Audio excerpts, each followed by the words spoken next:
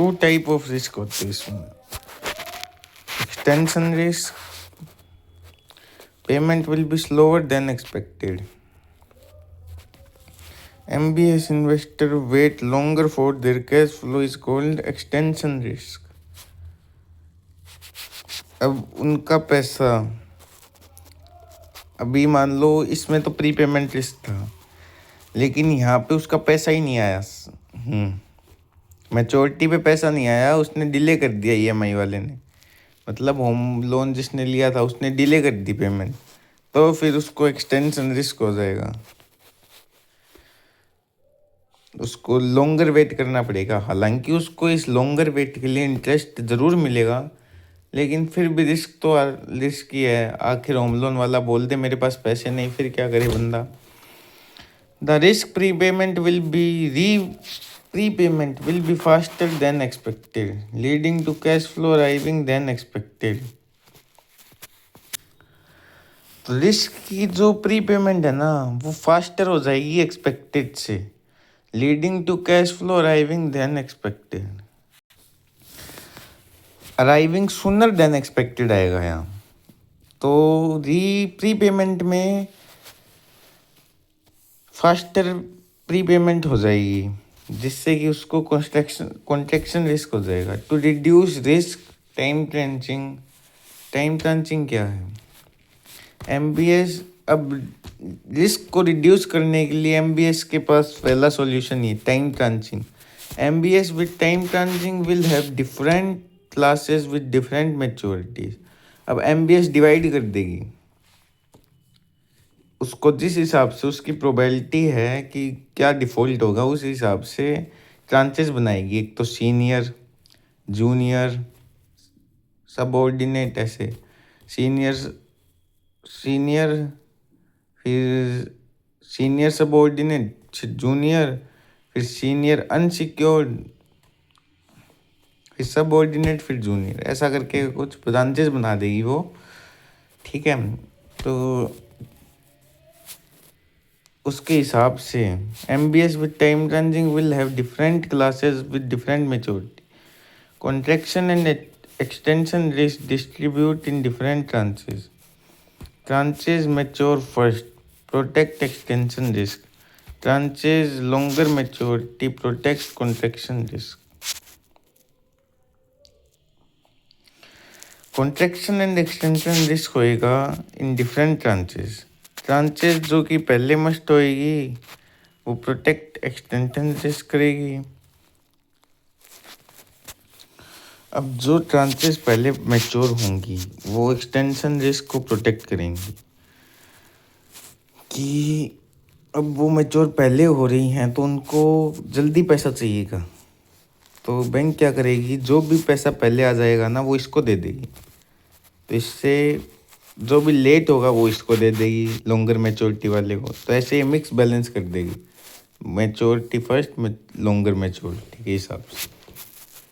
Residential mortgage backed loans. Residential mortgage home loan ABS with mortgage provide a security collateral prepayment। 3 type के mortgage back residential mortgage backed loan हैं। Residential mortgage जो कि home loan से backed होगा, ABS with mortgage had security and collateral, और ये prepayment से। Prepayment क्या कह रहा है, meaning prepayment in excess of schedule payment. Payment in excess of schedule payment पहले आ जाएंगे payments. Occasion, sale of house, refinancing.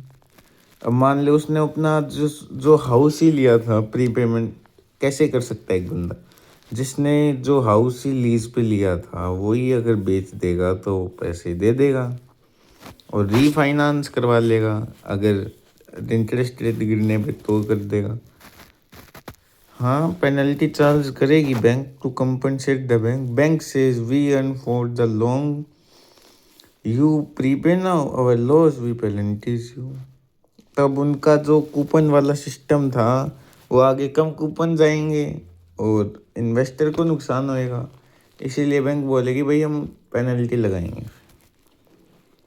Prime loans क्या होते हैं? High credit quality of first line on property.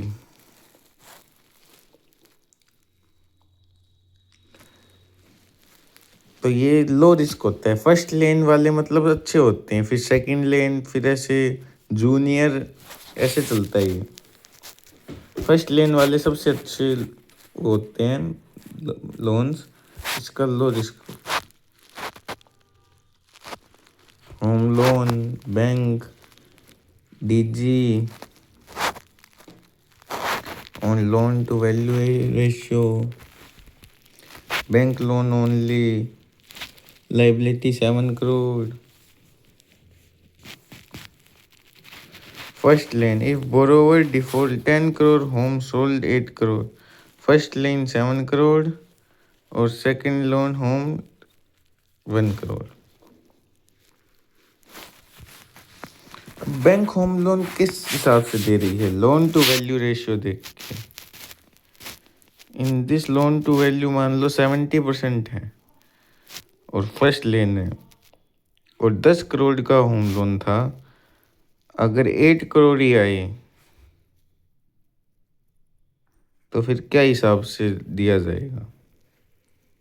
ठीक है, लोन 7 करोड़ का दिया है और 10 करोड़ की होम है, 70% लोन टू वैल्यू रेशियो है। If borrower default 10 crore, home sold 8 crore, और बोरोवर ने डिफ़ॉल्ट कर दिया है और जो उसका होम है ये बैंक ने बेच दिया है। ठीक है, बैंक ने बेच दिया इसका होम और 8 करोड़ रुपए मिले हैं। तो 1 करोड़ 7 करोड़ तो इसको मिल जाएंगे फर्स्ट लेन वाले को, और 1 करोड़ इक्विटी को